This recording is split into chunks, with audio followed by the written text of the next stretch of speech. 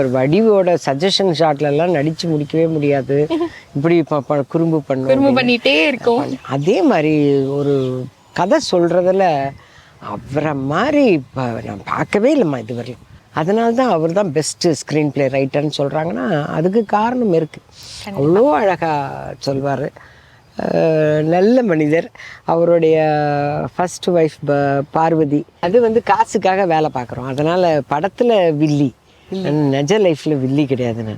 நான் ஜாலியாக இருக்கணும்னு நினைப்பேன். நான் இருக்கிற இடம் ஜாலியாக இருக்கணும். விக்கு வச்சு பார்த்தாங்க, மொட்டை விக்கு, அது எனக்கு சூட் ஆகலை. அதனால் நானே போய் மொட்டை அடிச்சிட்டு வரேன். உங்களோட டெடிகேஷன். ஆனால் பட் மற்றவங்களாம் என்ன சொல்லிட்டாங்க, இவங்க தான் ஃபஸ்ட்டு டைம் மொட்டை அடித்தாங்க, ஃபோன்லேயே எல்லாம் வந்துருச்சு, அதனால எல்லாரும் சொல்லிக்கிறாங்க. நம்ம சொல்லிக்க, நான் பிற்காலத்தில் சொல்லிக்க போகிறேங்கிறதுக்காக நான் மொட்டை அடிக்கலை. என்னோட வேலைக்காக இப்படி செஞ்சால் கரெக்டாக இருக்கும்னு செஞ்சேன். நான் வேலை செய்கிறேன், எனக்கான சம்பளம் கொடுக்குறாங்க, அதுக்கு சின்சியராக இருக்கேன். நம்ம செய்கிற வேலை எதுவாக இருந்தாலும் சரி, அந்த வேலைக்கு நம்ம சின்சியராக இருந்துட்டா போதும். அந்த வேலை நம்மளை எப்பவுமே விடாது. பாக்கியராஜ் சார் கூட எல்லாம் நடிச்சிருக்கீங்கல்ல, அவரை பற்றி இன்ட்ரெஸ்டிங்கான ஏதாவது விஷயங்கள் இருக்கா? நிறைய இருக்குது. பட் கன்னிப்பருவத்தில் பண்ணும்போது சஜஷனில் நின்றுப்போம். சஜஷன் ஷாட் எடுக்கிறாங்கன்னு வச்சுக்கோங்க.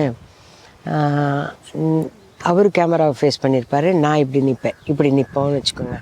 அப்போ நான் முன்னாடி நின்று வேணுமே, அவருக்கு டைலாக்கே எடுக்க வராது. அப்புறம் சொல்லுவார், ஏய் பிள்ளை நீ கொஞ்சம் சும்மா இருப்பில்ல, நான் டைலாக் பேசணும் பிள்ளை அப்படின்வார். அது இதை வந்து ஸ்டேஜில் எல்லாமே சொல்லுவார். வடிவோட சஜஷன் ஷாட்லலாம் நடித்து முடிக்கவே முடியாது, இப்படி குறும்பு பண்ணிட்டே இருக்கும். அதே மாதிரி ஒரு கதை சொல்கிறதுல அவரை மாதிரி இப்போ நான் பார்க்கவே இல்லைம்மா இதுவரையும். அவ்வளோ அழகாக கோர்வையாக கதை சொல்லுவார்.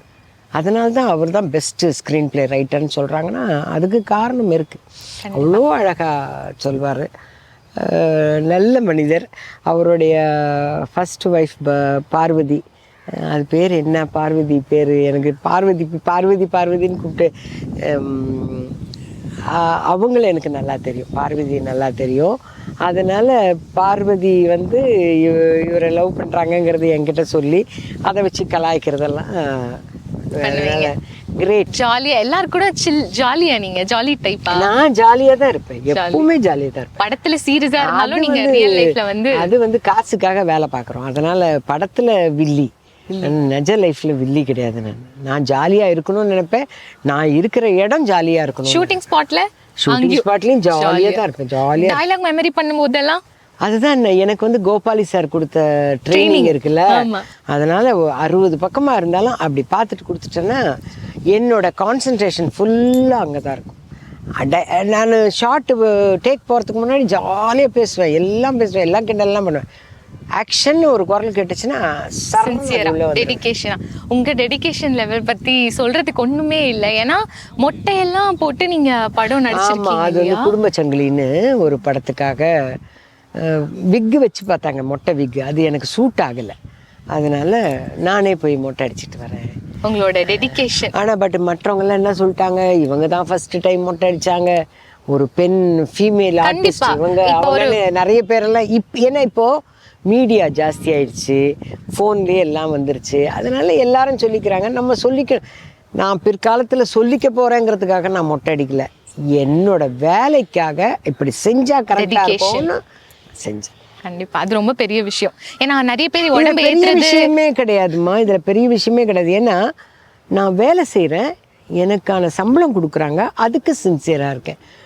நம்ம செய்கிற வேலை எதுவாக இருந்தாலும் சரி, அந்த வேலைக்கு நம்ம சின்சியராக இருந்துட்டா போதும். அந்த வேலை நம்மளை எப்பவுமே விடாது. இப்போ இருக்க எத்தனை பேர் அந்த அளவுக்கு சின்சியராக இருக்காங்கன்னு சொல்லுங்க பார்க்கலாம். இருக்கிறாங்க எனக்கு. ஆனால் சில நேரங்களில் ரொம்ப வருத்தப்படுவேன், நம்ம இவ்வளோ சின்சியராக இருக்கிறோம், ஆனால் நம்ம ஏன் இந்த கேரக்டர் பண்ண மாட்டோமா, அந்த கேரக்டர் பண்ண மாட்டோமா, ஏன் நம்மளை ரொம்ப சாதாரணமாக யூஸ் பண்ணிட்டாங்கன்னு ரொம்ப வருத்தப்படுவேன். இப்போ சமீபமாக நான் ரொம்ப வருத்தப்பட்டு ஒரு படத்துலேருந்து வந்தேன். அந்த படம் பேர் சொல்ல விரும்பலை. டப்பிங்கு போனேன். டப்பிங் வாய்ஸ் தான் எடுத்தாங்க. ஒரு 5 டப் சவுண்ட் எடுத்து என்னை அனுப்பிச்சிட்டாங்க. ஒரு ஃப்ரேம் கூட என்னை பார்க்க விடலை. ஒரு ஃப்ரேமில் பார்க்கும்போது லேட்டஸ்ட்டாக நடிக்க வந்த மதர் கேரக்டர் மட்டும் இருக்கிறாங்க. அப்புறம் நான் ரொம்ப வருத்தப்பட்டுட்டே வந்துட்டேன். என்னடா அது நம்ம இத்தனை நாள் நடித்தோம், ஒரு ஃப்ரேமு கூட காட்ட மாட்டேன்ட்டாங்க, டப்பிங்கே பேசவில்லை, நான் ஒரு ஃப்ரேம் கூட பார்க்கலையே அப்படின்னா அவங்க சொல்கிறாங்க, படம் ரிலீஸ்க்கு முன்னாடி நம்ம வெண்திரையில் காணலாம், இந்த திரையில் பார்த்தா கூட நான் பார்ப்பேன் அப்படிங்கிறேன். ஏன்னா நான் எல்லாத்துக்குமே கவுண்டர் அடித்து பழக்கப்பட்டவளா. அப்படி வீட்டுக்கு வந்து ரொம்ப வருத்தப்பட்டு அந்த டைரக்டருக்கு மெசேஜ் பண்ணேன், என்னப்பா என்னை டப்பிங்க்கு வரணும் ப்ரொடக்ஷன் மேனேஜர் கொடுத்த ப்ரெஷரை பார்த்தா நான் ஏதோ ஒரு 2 மணி நேரம் படம் பேச போகிறேன் போல இருக்குன்னு வந்தேன். 2 நிமிஷம் கூட இல்லை, 5 டப் சவுண்ட் எடுத்துகிட்டு அவளை படம் முடிஞ்சிச்சு கிளம்புங்கமான்ட்டாங்க. சரி ஒரு ஃப்ரேம்லேயாவது நான் எப்படி இருக்கிறேன்னு பார்க்கலான்னா அதையும் காட்டல. எனக்கு அப்புறமா வந்து வேறு ஒரு ஃப்ரேமில் ஒரு அம்மா இருந்தாங்க, அந்த அம்மா பேரில் நான் டப்பிங் எல்லாம் டப் சவுண்ட் கொடுத்தேன். அந்த அம்மாவை விட ரொம்ப மோசமாக நடிக்கிறேனாப்பா, அந்த அம்மா அளவு கூட நான் நடிக்கலையாப்பா, ஏன்பா எனக்கு அந்த கேரக்டர் கொடுக்கலன்னு ரொம்ப மனம் நொந்து கேட்டேன். இல்லைம்மா உங்களுக்கு தெரியாது, நீங்கள் வந்ததுக்கப்புறம் தான் நேட்டிவிட்டியே இருக்குதுன்னு டைரக்டர் ஃபீல் பண்ணுறாரு, உங்களுக்கு ஒரு இம்பார்ட்டண்ட் கேரக்டர்மா, நீங்கள் படம் பார்த்தீங்கன்னா தெரிஞ்சுக்குவீங்க. நான் ஓகே